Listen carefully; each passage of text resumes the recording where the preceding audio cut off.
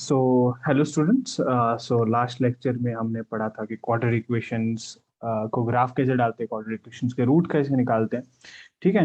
तो उनका यूज कैसे आता है वो हम बाद में देखेंगे कि फिजिक्स में हम किस तरीके से उनका यूज करेंगे। ठीक है, अगर आप उनको अभी अच्छे से पढ़ते हैं तो बाद में वो फिजिक्स में बहुत ज्यादा काम आने वाले हैं। शॉर्ट ट्रिक्स जो आप 30-40 सेकेंड्स में आंसर निकालोगे क्वेश्चंस के। ठीक है, जैसे मैं एक एग्जांपल देता हूँ कि कभी डिस्प्लेसमेंट का फंक्शन दे दिया इस तरीके से 3t² प्लस 2t प्लस जैसे -2 दे दिया। ठीक है, बोला कि बताओ इसमें डिस्प्लेसमेंट का वैल्यू सबसे कम कब होगा, है ना।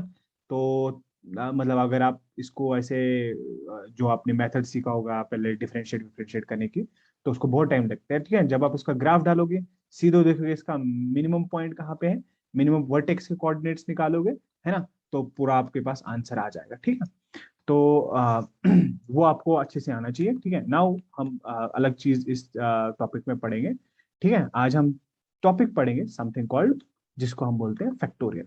ठीक है, तो एक चीज होती है जिसको हम बोलते हैं फैक्टोरियल। ठीक है, तो ये हम फैक्टोरियल जो है ना इसको रिप्रेजेंट करते हैं हम ऐसे नोट ऑफ एक्सक्लेमेशन से, या कभी कभी जो है ना ऐसे भी रिप्रेजेंट करते हैं। ठीक है, ऐसे। ठीक है, तो ये हम किसी इंटीजर के लिए डिफाइन करते हैं। ठीक है, किसी नॉन नेगेटिव इंटीजर के लिए डिफाइन करते हैं सबसे पहले तो। ठीक है, अगर मैं n फैक्टोरियल लिखूं तो ये सबसे पहले जो है ना n यहाँ पे ग्रेटर देन और इक्वल टू 0 होना चाहिए, और यहाँ पे n जो है ना एक इंटीजर होना चाहिए। ठीक है, तो ये चीज यहाँ पे होना चाहिए कि n का वैल्यू जो है ना कभी नेगेटिव नहीं होना चाहिए, कभी ऐसा फ्रैक्शन वैक्शन नहीं होना चाहिए। ठीक है, तो ये चीज हमें याद आना चाहिए। और इसका मतलब क्या होता है, फैक्टोरियल का मतलब क्या होता है कि n से जितने n या n से जितने भी छोटे नंबर्स होंगे उनका मल्टीप्लाई, है ना। उनका मल्टीप्लाई, जैसे मैं अगर बोलूंगा n फैक्टोरियल n से छोटे कैसे कितने नंबर्स होंगे, n से छोटा होगा n-1, है ना, n से छोटा है। फिर होगा n-2, है ना, फिर होगा मेरे पास n-3, ऐसे ऐसे ऐसे ऐसे होता जाएगा। तो लास्ट में आ जाएगा मेरे पास ऐसे 4, 3, 2 एंड 1। ठीक है ना, लास्ट में आएगा 1। तो इन पूरे नंबर्स का मल्टीपल कहलाएगा मेरे पास n फैक्टोरियल। क्या होगा, तो n फैक्टोरियल का मतलब क्या होगा, n फैक्टोरियल का मतलब होगा ये जो नंबर्स है इनका मल्टीपल n माइनस, सॉरी, इनका मल्टीपल किनका, n का, और इन n से जितने छोटे नंबर है टिल कहां तक, 1 तक, इसको हम बोलते हैं फैक्टोरियल। जैसे n-2 मल्टीप्लाइड बाय n-3, ठीक है, सो ऑन ऐसे होता जाएगा 4, 3, 2 एंड 1, इसको हम फैक्टोरियल बोलते हैं। जैसे मैं एक एग्जांपल लेता हूँ यहाँ पे मैं आपको बोलूंगा 6 फैक्टोरियल का वैल्यू मुझे बताओ, तो आप बोलोगे 6 से छोटे कौन कौन से नंबर है। 6 से छोटे नंबर है 5, 4, 3, 2 और 1। ठीक है, इनका मल्टीपल, ठीक है, 6 और इनका multiple 5 into 4 into 3 into 2 into 1। तो जब आप इनका मल्टीपल करोगे 6 5 30, 4 3 12, ठीक है, तो इनका जब मल्टीप्लाई करोगे आप तो आंसर आ जाएगा। जैसे यहाँ पे करेंगे 6, यहाँ पे इसका वैल्यू आएगा 30, इनका 4 3 12, 12 into 2 24, 24 into 1 24 के बराबर है। तो इसका वैल्यू आ जाएगा मेरे पास बराबर 720 ना। इस तरीके से अगर मेरे कोई बोलेगा 5 फैक्टोरियल का वैल्यू बताओ, तो 5 से छोटे जितने भी नंबर्स होंगे, 5 और 5 से छोटे जितने भी नंबर्स हैं उनका ना multiply, 5 into 4 into 3 into 2 into 1। तो इसका वैल्यू आएगा 5 4 20, 20 into 6 आ जाएगा 120, है ना। तो आंसर ये आ जाएगा। इसके बाद हमारे पास आ जाएगा अगर मैं बोलूँ आपको 4 फैक्टोरियल का वैल्यू क्या आएगा, तो 4 और 4 से छोटे जितने भी नंबर्स हैं उनका मल्टीप्लाई, 4 into 3 into 2 into 1, है ना। तो इसका वैल्यू आ जाएगा मेरे पास 24, है ना। इस तरीके से अगर मैं बोलूंगा आपको 3 फैक्टोरियल, तो 3 फैक्टोरियल आ गया 3 into 2 into 1, तो मतलब 6, है ना। इसी तरीके से यहाँ पे हम देखेंगे 2 फैक्टोरियल, तो 2 फैक्टोरियल का वैल्यू आएगा 2 into 1। इस तरीके से मेरे को कोई बोलेगा 1 फैक्टोरियल, तो 1 फैक्टोरियल आ जाएगा मेरे पास 1 के बराबर। ठीक है, इसे बहुत ही अच्छी एक नोट करने की चीज है जो बहुत ज्यादा इंपॉर्टेंट है, जो बहुत ही इंपॉर्टेंट है, नोट करने की चीज है जो आपको याद रखना है हमेशा, वो है 0 फैक्टोरियल। 0 फैक्टोरियल का वैल्यू जो होता है वो 1 होता है, वो 0 नहीं होता है। ये आपको याद करके रखना है। ठीक है, इसको याद रखना है, रिमेंबर।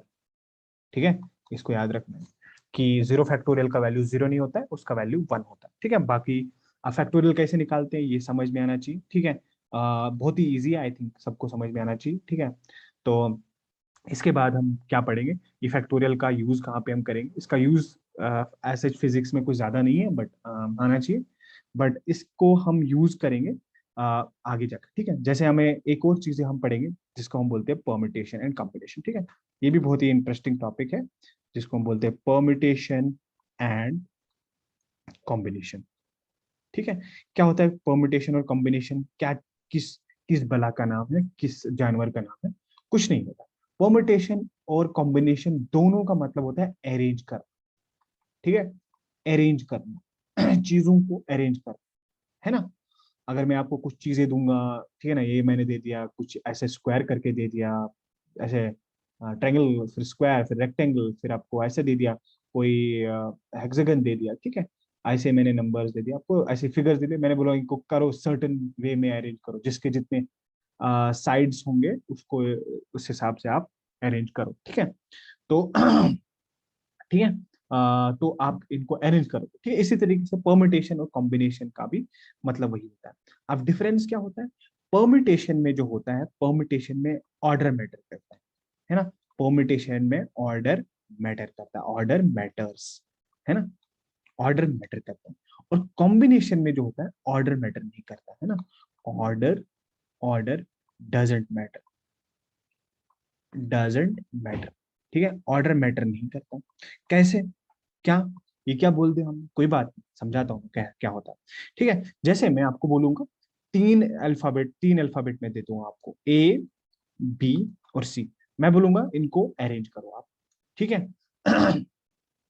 तो आप बोलोगे सर मैं तो ऐसे इनका, और अरेंज कैसे करना है इनको, मैं टू एट अ टाइम दूंगा, टू एट अ टाइम, ठीक है ना। अरेंज कैसे करना है, दो को एक साथ में, ठीक है। तो आप बोलोगे ऐसे कर सकते हैं ना अरेंज हम, ए बी, बिल्कुल सही। आप बोलोगे ए सी, बिल्कुल सही। आप बोलोगे बी सी, बिल्कुल सही। आप बोलोगे हाँ, आप बोलोगे बी ए, हाँ ये भी अरेंजमेंट है इसका। आप बोलोगे बी सी, तो आया बी ए भी लिखा मैंने, ठीक है। इसके बाद मेरे पास आएगा सी ए, उसके बाद मेरे पास आएगा सी ए के बाद आएगा मेरे पास ए सी, है ना, सॉरी सॉरी, सी ए के बाद आएगा मेरे पास सी बी, है ना। तो इस तरीके से मेरे पास ये अरेंजमेंट पूरा हो जाएगा, ठीक है। तो टोटल अरेंजमेंट्स मेरे पास यहाँ पे आ गए, मेरे पास कितने अरेंजमेंट्स आ गए, तो कितने अरेंजमेंट मेरे पास आ गए, टोटल अरेंजमेंट्स मेरे पास आ गए 6, है ना। तो 6 अरेंजमेंट्स आर टोटल। तो मैं यहाँ पे बोलूंगा कि परमिटेशन मेरे पास आ गए टोटल 6, है ना। तो परमिटेशन मेरे पास आ गए यहाँ पे 6। बट जब हम कॉम्बिनेशन की बात करते हैं तो कॉम्बिनेशन में ऑर्डर मैटर नहीं करते। कॉम्बिनेशन में अगर मैं यहाँ पे थोड़ा कलर चेंज करूं, कॉम्बिनेशन में क्या हो जाएगा, कॉम्बिनेशन में ए बी, और कॉम्बिनेशन में मेरे पास क्या हो रहा है इसको, ठीक है, कॉम्बिनेशन में मेरे पास ए बी और कॉम्बिनेशन में बी ए, दोनों एक ही चीज है कॉम्बिनेशन में, ठीक है। तो मतलब इनमें एक ही चीज, एक ही गिना जाएगा। कॉम्बिनेशन में ए सी और कॉम्बिनेशन में सी ए एक ही चीज है, क्योंकि ऑर्डर मैटर नहीं करता है। परमिटेशन में ऑर्डर मैटर करता था, परमिटेशन में ए बी और बी ए एक ही चीज नहीं थी, यहाँ पे ए पहले लिया था, बी बाद में लिया था, यहाँ पे बी पहले लिया था, ए बाद में लिया था, तो ये दोनों सेम नहीं थे, परमिटेशन दोनों सेम परमिटेशन नहीं है, क्योंकि ऑर्डर मैटर करता है परमिटेशन, और कॉम्बिनेशन में ऑर्डर मैटर नहीं करता, ठीक है। ए बी और बी ए दोनों का सेम मतलब निकलता है, ए सी और सी ए दोनों का एक ही मतलब है, तो इनको मैं नहीं गिनूंगा, ठीक है। और बी सी और सी बी दोनों का एक ही मतलब निकलता, तो एक ही गिना जाएगा। तो कॉम्बिनेशन टोटल यहाँ पे मेरे पास आ जाएगी कॉम्बिनेशन मेरे पास टोटल आ जाएगी यहाँ पे 3, है ना। तो यहाँ पे ये आपको याद रखना है, ठीक है। तो एक और अच्छी एग्जांपल मैं निकालूंगा, ठीक है। अगर मैं यहाँ पे आपको 4 अल्फाबेट्स अगर अगर मैं दे दूं आपको, ठीक है ना, ऐसे करके मैं 4 अल्फाबेट्स दूं, ए बी सी और डी, मैं बोलूंगा इनका अरेंजमेंट करो, और यहाँ पे अरेंजमेंट कैसे करना है, टू एट अ टाइम, ठीक है, दो, टू एट अ टाइम, ठीक है ना, दो दो लेने हैं मेरे पास, है ना। तो आप बोलोगे ऐसा, ऐसे करेंगे हम अरेंजमेंट, ए बी, बिल्कुल सही, है ना। तो फिर मैं बोलूंगा ए बी तुमने ले लिया, ए सी बिल्कुल सही, ए डी, है ना, बिल्कुल सही। उसके बाद मैं बोलूंगा यहाँ पे बी सी, ठीक है ना, बिल्कुल सही। बी ए बिल्कुल सही, बी डी बिल्कुल सही, है ना, ये भी अरेंजमेंट है। उसके बाद में सी सी सी ए, ये भी एक अरेंजमेंट है। सी बी, ये भी एक अरेंजमेंट है। सी डी, ये भी एक अरेंजमेंट है, ठीक है। फिर मेरे पास आएगा डी ए, फिर ऐसे कर सकते हैं मेरे डी बी, डी बी, फिर मैं ऐसे कर सकता हूँ मेरे डी सी, है ना। तो टोटल अगर मैं देखूं अरेंजमेंट इस तरीके से कर सकते हैं। अगर मुझे कोई बोलेगा कि कितने परम्यूटेशन इसके पॉसिबल है ना, कोई बोलेगा मुझे कितने परम्यूटेशन इसके पॉसिबल, तो परम्यूटेशन मेरे पास पॉसिबल, आप गिनो इनको, 4 ऐसे 3 तो 12 है ना। तो टोटल परम्यूटेशन मेरे पास है 12, है ना। तो टोटल परम्यूटेशन मेरे पास आ गए 12। और कॉम्बिनेशन कितने आएंगे, क्योंकि परम्यूटेशन में ऑर्डर मैटर करता है ना, ऑर्डर मैटर करता है। अब कॉम्बिनेशन में ऑर्डर मैटर नहीं करता, कॉम्बिनेशन में ए बी और बी ए का सेम मतलब होता है, तो ये इसको मैं हटाता हूँ। और कॉम्बिनेशन में क्या होता है, कॉम्बिनेशन में बी सी और सी बी का एक ही मतलब निकलता है, तो इनको हटाता हूँ। कॉम्बिनेशन में ए सी और सी ए का एक ही मतलब होता है, तो इसको हटाता हूँ। कॉम्बिनेशन में डी ए और ए डी का एक ही मतलब निकलता है, तो इनमें से मैं एक ही चुन लेता हूँ।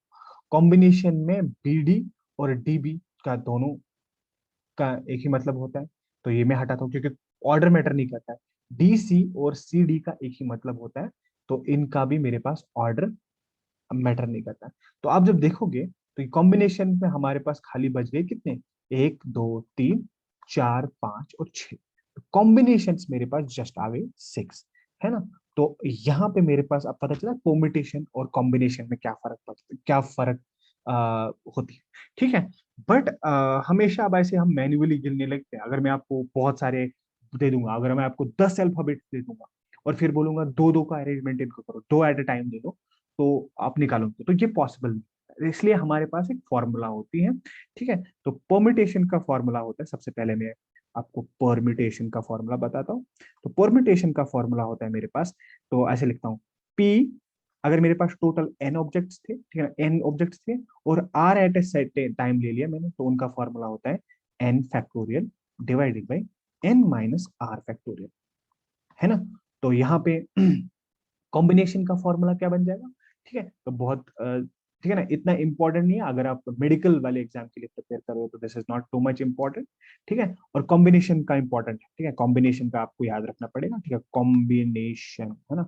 तो कॉम्बिनेशन का फॉर्मूला क्या बनता है, कॉम्बिनेशन का फॉर्मूला बनता है, इसको हम इस तरीके से रिप्रेजेंट करते हैं बेसिकली, इसको हम इस तरीके से रिप्रेजेंट करते हैं, एन पी आर, ऐसे भी लिखते हैं कि टोटल नंबर्स ऑफ ऑब्जेक्ट्स को हमें परम्यूटेट करना है आर एट ए टाइम, ठीक है। जो मैं बोलता था ना दो एट ए टाइम, तो वही मैं बोलता हूँ आर ऑब्जेक्ट्स अगर मैं एक साथ, इसी तरीके से मैं अगर कंबाइन करूंगा एन ऑब्जेक्ट्स को taking r at a time, इसको हम रिप्रेजेंट इस तरीके से करते हैं, एन सी आर, और इसका फॉर्मूला होता है मेरे पास N factorial divided by N minus are factorial, है ना, इंटू आर फैक्टोरियल। तो ये हमारे पास काम की चीज है, क्योंकि हम इसको इसे थोड़ी बाइनोमियल में हमें यूज करें, ठीक है।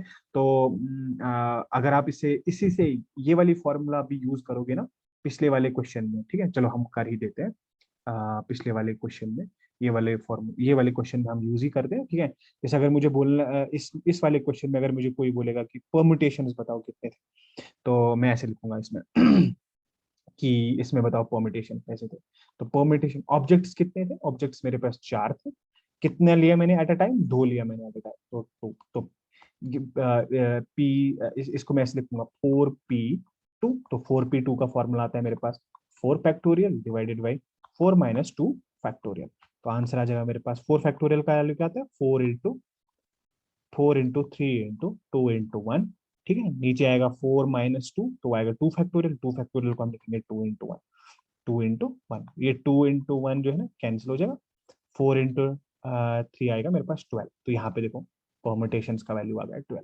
इसी तरीके से अगर मैं कॉम्बिनेशन निकालूंगा, कॉम्बिनेशन 4 ऑब्जेक्ट्स का टेकिंग 2 एट अ टाइम, तो मेरे पास आएगा इसको मैं ऐसे लिखूंगा 4c2, है ना। तो 4c2 को मैं कैसे लिखूंगा, 4 factorial divided by 4 minus 2 factorial divided by 2 factorial, ठीक है। तो आएगा 4 फैक्टोरियल को हम ऐसे लिख सकते हैं 4 into 3 into 2 into 1 divided by 4 minus 2 आएगा 2 फैक्टोरियल इंटू 2 फैक्टोरियल, ठीक है। तो ये 2 2 इंटू 1 कैंसिल हो जाएगा, ऊपर बच जाएगा मेरे पास 4 3 12, नीचे बच जाएगा मेरे पास 2, तो आ जाएगा 6 के बराबर। तो यहाँ पे मेरे पास कॉम्बिनेशन भी 6 बनते हैं। तो thank you very much, I hope आपको ये परम्यूटेशन कॉम्बिनेशन और फैक्टोरियल का वीडियो समझ में आ चुका। अगर आया तो इस वीडियो को लाइक, और अगर आपको कोई डाउट हो तो आप कमेंट कर सकते हो, या मुझे आप इंस्टा इंस्टा पे फॉलो करके आप सेंड कर सकते हो। Thank you, have a nice day.